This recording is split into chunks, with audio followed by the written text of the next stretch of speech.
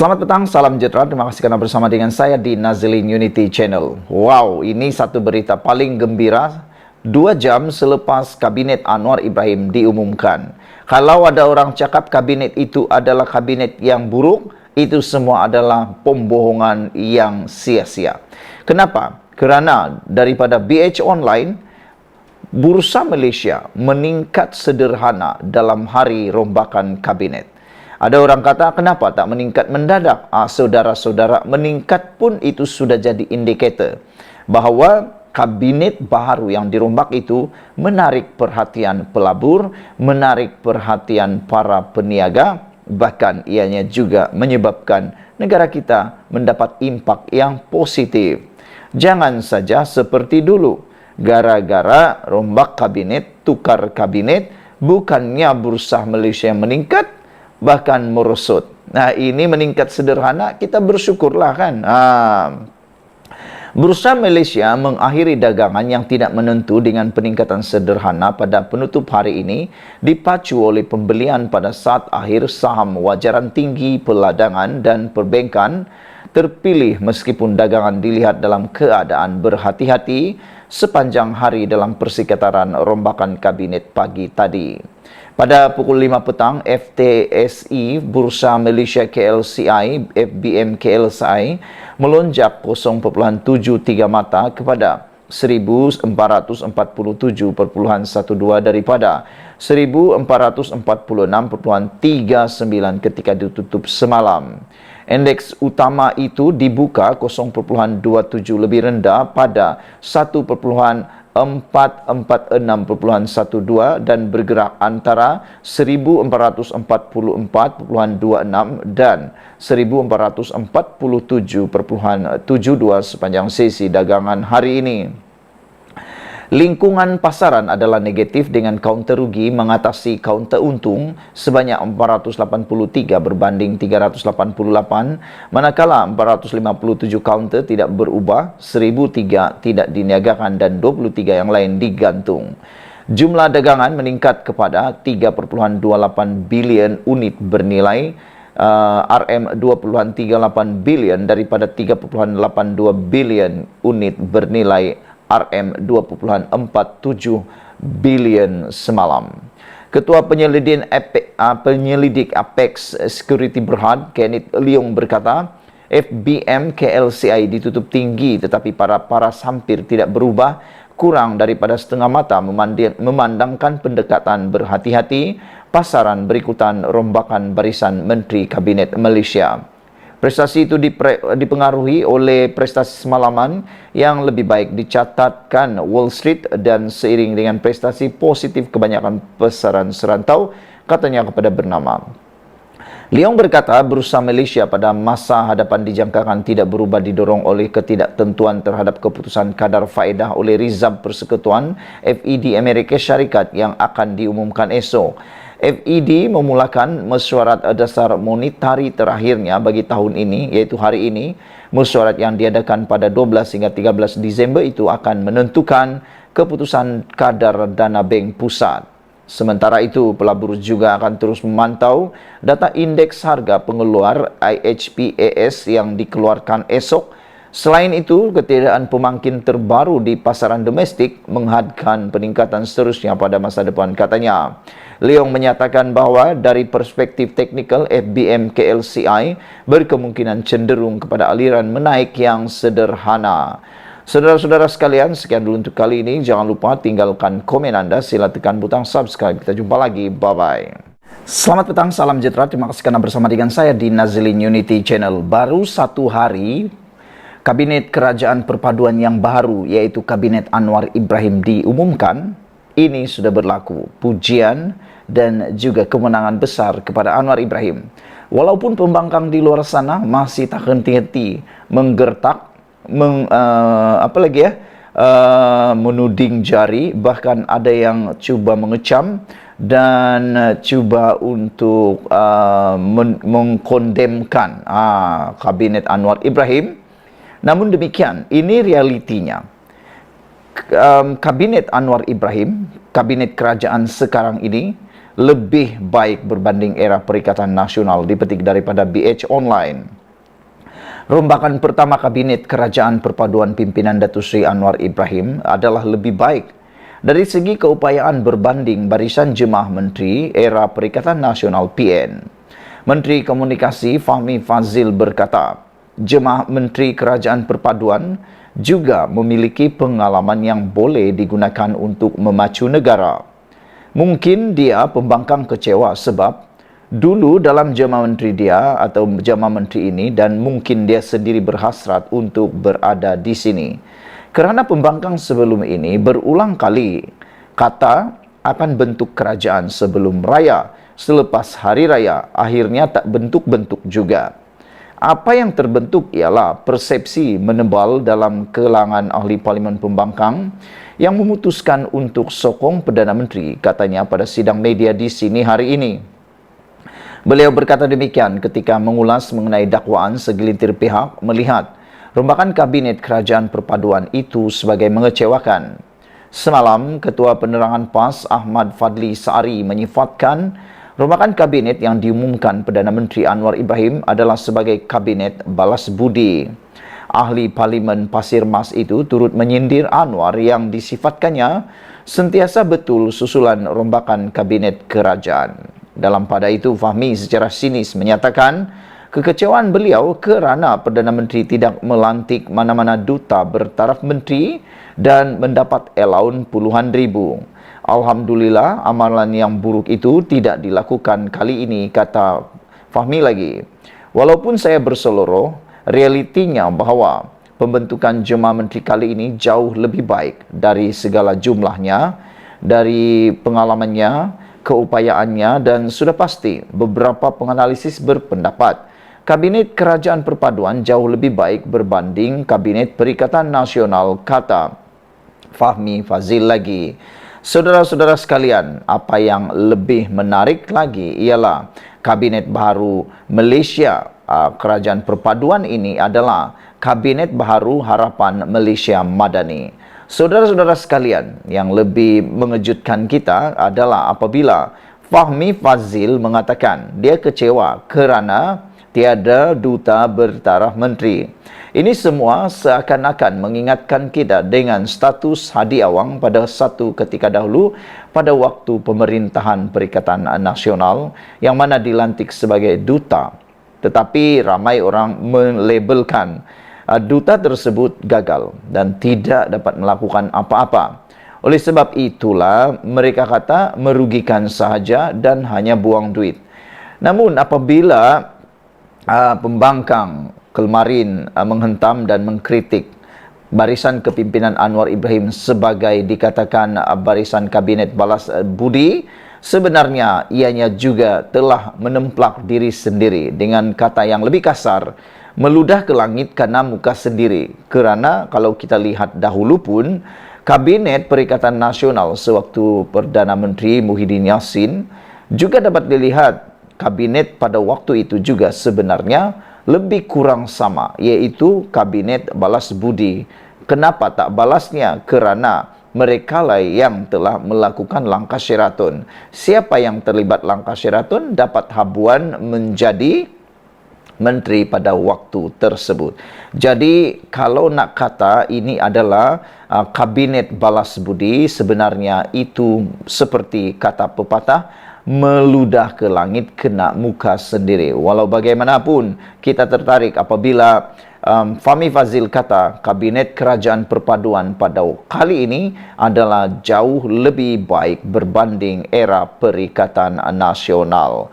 Sekian dulu untuk kali ini. Jangan lupa tinggalkan komen anda, tekan butang subscribe. Kita jumpa lagi. Bye-bye. Selamat pagi, salam sejahtera. Terima kasih kerana bersama dengan saya di Nazlin Unity Channel. Ini kejutan paling besar dalam rombakan Kabinet Anwar Ibrahim.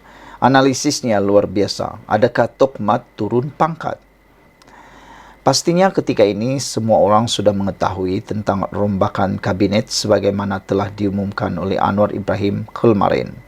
Secara kasarnya, tiada apa-apa yang terlalu mengejutkan dalam rombakan yang diumumkan itu kecuali dua perkara. Pertama, pelantikan Amir Hamzah Azizan, bekas CEO KWSP sebagai Menteri Kewangan kedua.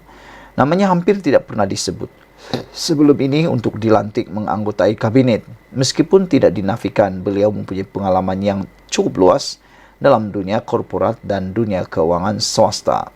Ini kerana yang disebut-sebut sebelum ini paling sesuai menjadi Menteri Keuangan kedua ialah Johari Ghani, seorang naib Presiden UMNO serta tidak pernah memegang jawatan tersebut ketika era pentadbiran Najib Razak serta pernah memegang jawatan tersebut ketika era pentadbiran Najib Razak dahulu. Kenapa Johari tidak dilantik sebagai Menteri Keuangan kedua? Johari bagaimanapun diberikan jawatan Menteri Perdagangan dan Komoditi. Mungkin pengalaman Johari dalam dunia korporat dan sebagai bekas Menteri Keuangan kedua sebelum ini lebih diperlukan untuk memantapkan sektor perdagangan dan komoditi negara. Cumanya, diharapkan Amir Hamzah berdasarkan pengalamannya itu mampu memberikan sumbangan yang bermakna kepada kerajaan melalui jawatan yang baru diberikan kepadanya. Perkara kedua yang boleh dikira mengejutkan ialah pertukaran kementerian yang disandang oleh Timbalan Presiden UMNO Muhammad Hassan atau Tokhmat. Beliau sebelum ini adalah Menteri Pertahanan, sebuah kementerian yang dianggap kanan. Tetapi kini dipindahkan kementerian luar yang tidak diketahui entah kanan atau entah kiri status kementerian itu.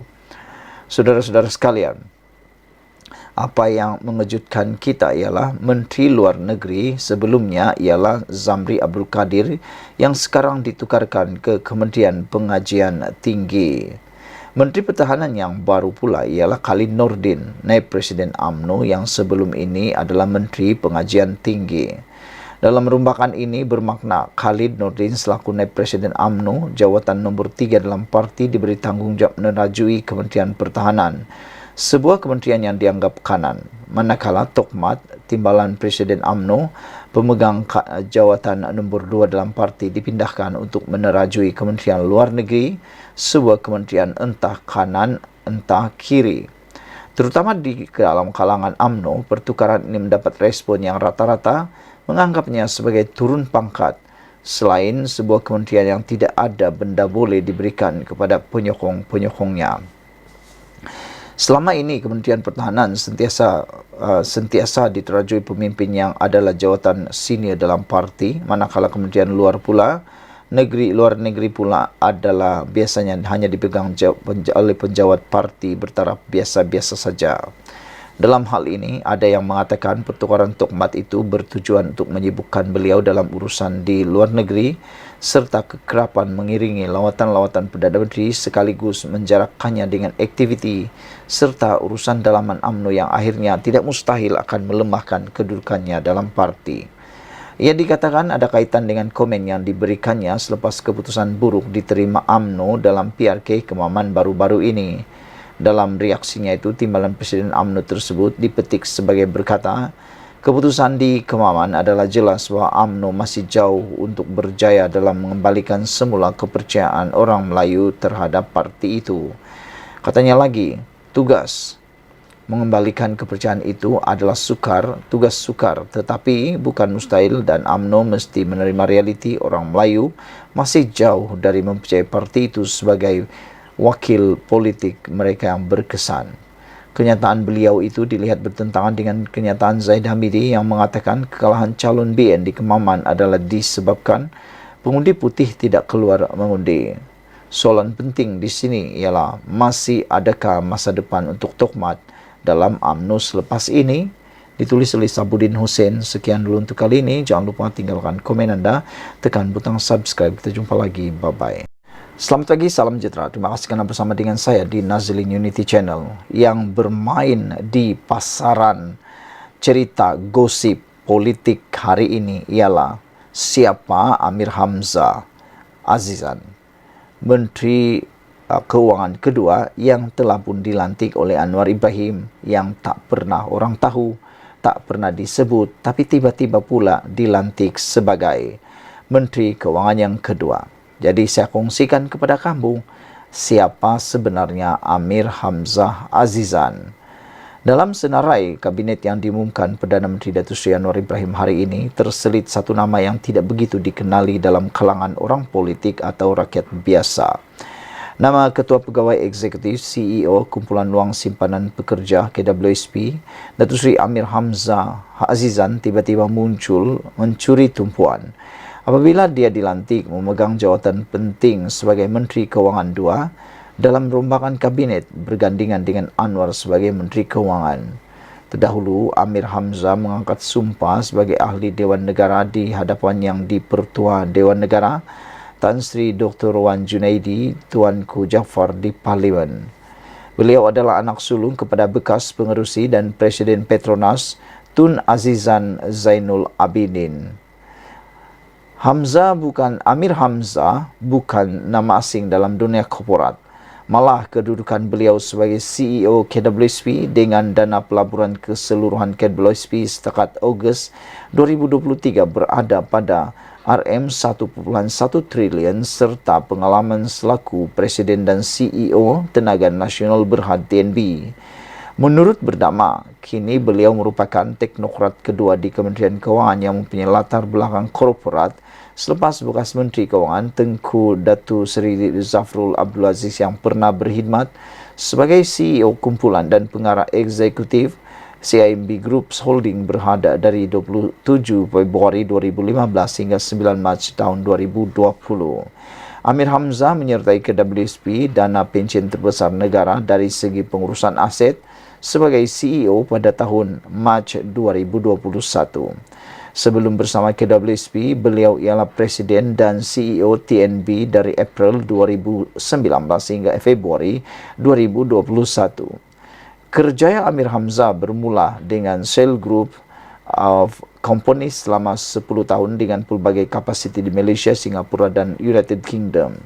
Beliau menyertai MISC Berhad pada 2000 dan memegang beberapa portfolio pengurusan kanan sebelum dilantik sebagai Presiden dan CEO pada Januari 2009. Pada Jun 2010, beliau dilantik sebagai pengarah urusan dan CEO Petronas Dagangan Sdn Berhad. Pada Ogos 2012, Amir Hamzah menyertai Petronas Lubricant International sebagai pengarah urusan dan CEO kumpulan serta pada masa sama berkhidmat sebagai Naib Presiden VP bagi pemasaran hiliran dan seterusnya sebagai Naib Presiden minyak pelincir bagi Petronas Group. Pada Mac 2016, beliau menyertai Equity Nasional Berhad Equitnas untuk mengemudi syarikat penerima pelaburan Icon Offshore Berhad dari sebagai pengarah urusan dan CEO. Amir Hamzah kemudian dilantik sebagai CEO Theme Attraction Resort dan Hotel Sdn Berhad, anak syarikat Khazanah Nasional Berhad sebelum menyertai TNB pada April 2019. Kini beliau juga adalah pengerusi bukan eksekutif Malaysian Resources Corporation Berhad dan juga menganggotai lembaga pengarah Sam Debbie Plantation Berhad dan Sam Debbie Oil International Elite Ltd. Amir Hamzah memiliki ijazah sarjana muda sains dalam pengurusan pengkhususan dalam kewangan dan ekonomi dari Shakur University New York, Amerika Serikat. Beliau juga telah menyertai program eksekutif Stanford di Stanford University dan program kelas malam kewangan korporat di London Business School. Saudara-saudara sekalian, rupa-rupanya Amir Hamzah Azizan ini bukan calang-calang orangnya. Sekian dulu untuk kali ini. Jangan lupa tinggalkan komen Anda, tekan butang subscribe. Kita jumpa lagi. Bye-bye.